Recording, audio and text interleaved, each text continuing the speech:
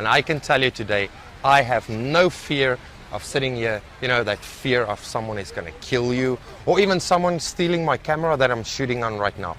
I have absolutely zero fear for that, and that you call freedom of fear. Ladies and gentlemen, this is my point I want to talk about right now. Think about this. I can let my wife and kid walk on the streets any time of day, and I have absolutely no worry that anything will happen to them. Now that is every man's dream, especially if you're a husband looking after your kid and your wife. A Chinese mall would be similar to an American mall. You're not wrong, but you're also not completely right either. While more and more tangible goods are being purchased online nowadays through websites such as Taobao, shopping centers in China have transitioned into a place where you go to spend time with your friends and family, not to shop, but for experiences. A place to spend your time and hang out. Now being called lifestyle centers, within these malls, you can have extensive dining options, ice rinks, movie theaters, English schools, gyms, indoor beaches, retail shops, spas, coffee shops, and entire floors dedicated to children's play areas. Once inside the mall, I actually headed to Notori, which is a Japanese store, but I needed to find a few things for my apartment. The third reason is dining out. If there's one thing I really hate, then it's cooking.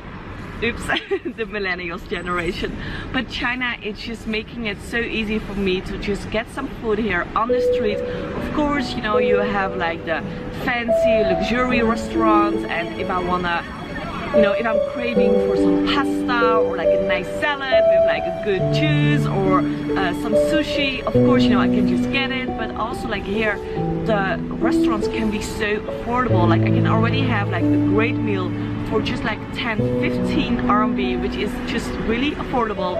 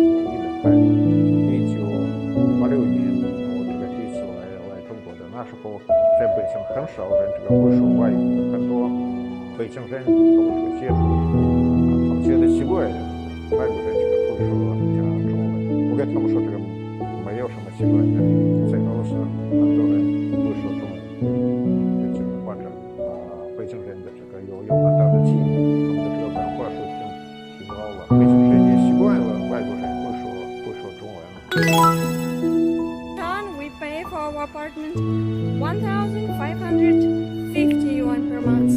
The bills for water and electricity, mostly it's around 100-150 yuan per month. In China, if you want to get from one place to another, you can use bus, public bicycles, or subway.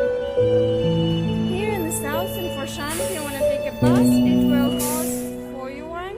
If you don't have the card, this card you can use in the subway or in the bus, and with this card it's way cheaper. It costs just 2 yuan.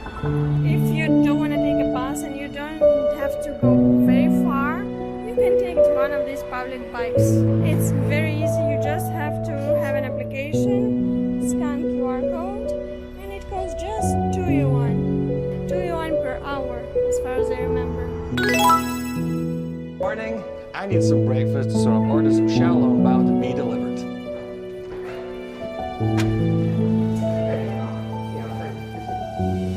And I'm now going to send Alessio a message to see if he would like to meet up and talk about future video plans. So I just got a message from Matt on WeChat, which is basically Facebook, Instagram, and WhatsApp all wrapped up in one, but kind of better.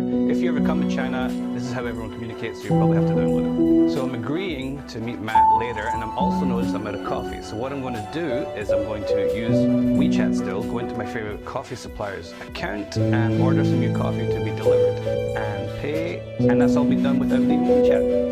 I'm on the street. I left my money and wallet at home. I'm on my way way to meet a lesil. Now, it's not too far, so I'm going to ride a bike. I do not own a bike, but that's not a big deal because I can walk up to any one of these dockless bicycles, scan the QR code, and be on my way for as little as 1 RMB an hour, people. Now, if I don't see any of these nearby, I can use a GPS locator to find the one nearest to me. But these days, that never happens because they're everywhere.